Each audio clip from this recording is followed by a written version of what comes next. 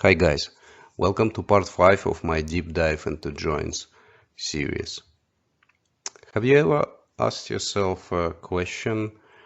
Let's say you're doing a join and you're using where clause.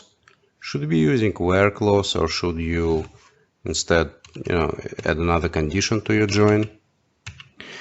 Well, I'm gonna answer that question. I'm gonna say where it makes a difference, where it makes no difference, or where it makes a huge difference. And I will point out a mistake that beginning SQL programmers often make. Okay, we're dealing with our table 1 and table 2 as usual, although I changed them a little bit for this recording. So the table 1 is a circuit. This is like ID, and it has length column. The table 2 has circuit ID, voltage, and whether it's active or not, and indicates it's not active. The circuit IDs are the same for the most part, except that last record is unique in each table. Okay, so let's say we're doing this join. We want to get all matching tables. We want to get all matched circuits as long as the circuit coming from table 2 is active. So give me all matches between circuit from table 1 with active circuits from table 2.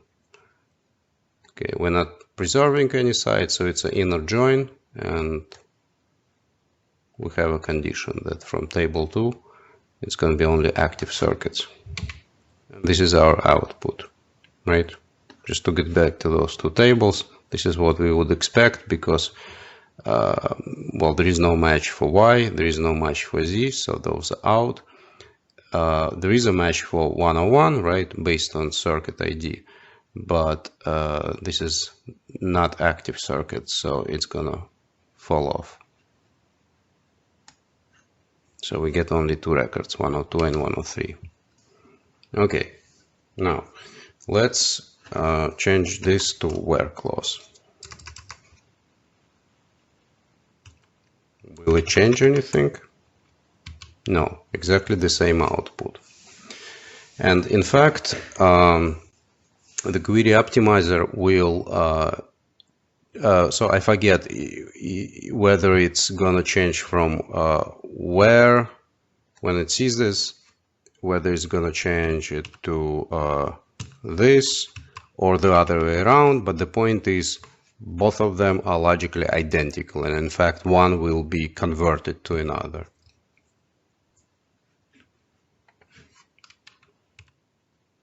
But what if we asked a different question? Give me all circuits from table 1, and if there is a matching active circuit from table 2, give me that information as well. So now we're gonna need left join to make sure we get all circuits from table 1. And this is it, that's the only change. Okay, so we have additional row, circuit YYY, which has no match with table 2.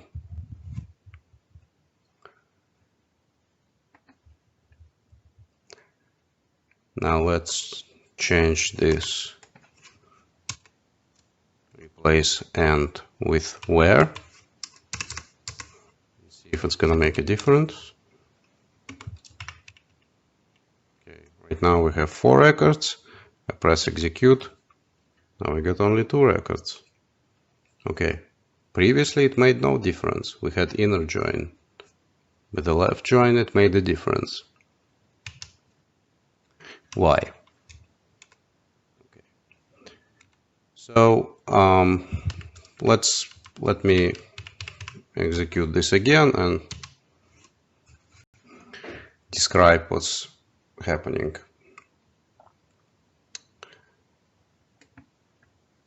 To just this. So these two conditions, comparing the circuits and making sure that these circuits from table 2 are active, it's not like one is happening before the other. Logically speaking, they happen simultaneously. Of course, nothing is happening really simultaneously, but from logical point of view, they're happening simultaneously. They're equal. But I want to break it up to just to illustrate something. So this would be just a regular left join, right? But because we also have a condition that the circuit should be active there, when the query sees that this circuit is inactive, it's gonna replace it with nulls. It's not gonna remove the row because we have left join. This still conforms to the fact that this is left join. Once you say left join, everything on the left side will be preserved. So instead of removing the whole record, that's what would happen in the inner join, right? If we had inner join, this would be removed. We saw it in the previous example.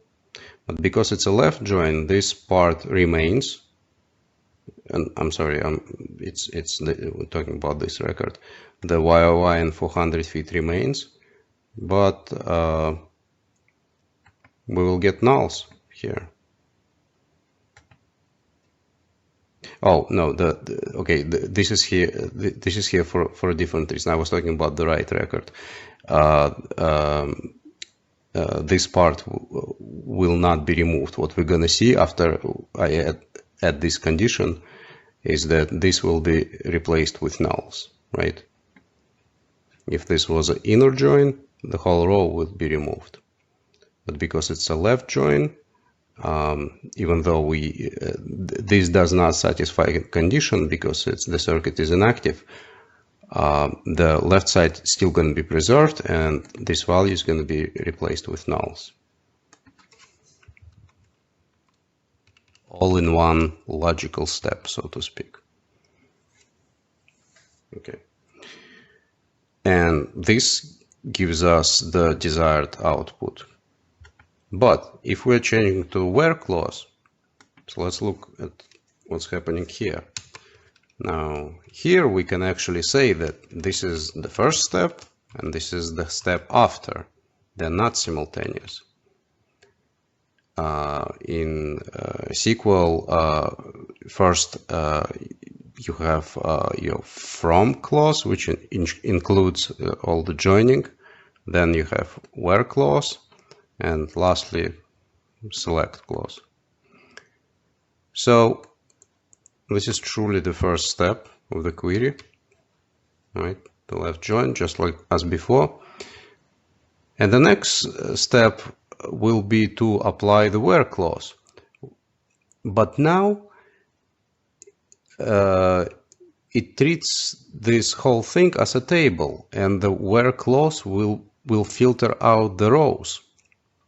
Where clause does not, do something to part of the record. It either accepts the row or filters it out, right? And because it's looking for everything with Y here, those will be the only two records that will remain.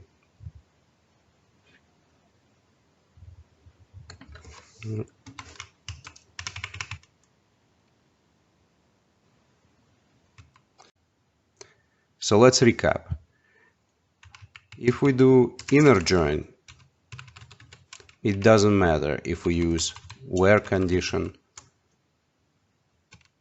or additional clause on the join. However, if we do left join, then it makes a big difference. 4 records. Let's replace it with where condition. Now we get only 2 records. Okay, so when you look at this pattern, it's very suspicious. In fact, if you see this pattern in somebody's code, chances are it's a bug. Realize that you're doing left join on table 1, so you want to preserve all records from table 1, but then you're issuing where clause, which will get rid of some of the records.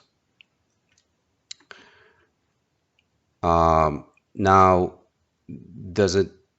so there is a variation on this pattern where instead of this, we would do, and this is answering completely different question. This is answering if you want to get all the records from table 1 that are not found in table 2, it's anti-join. You would do it like this.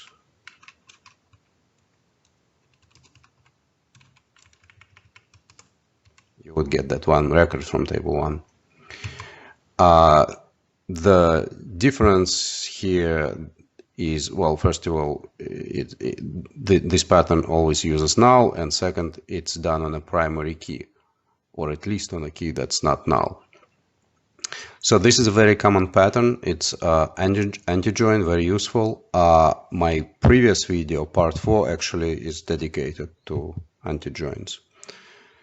But if you see something like that, where this is not primary field, and it's not null, this is an issue probably, and we can generalize it as following. This pattern. If you have left join with some comparison done on the right side of the join,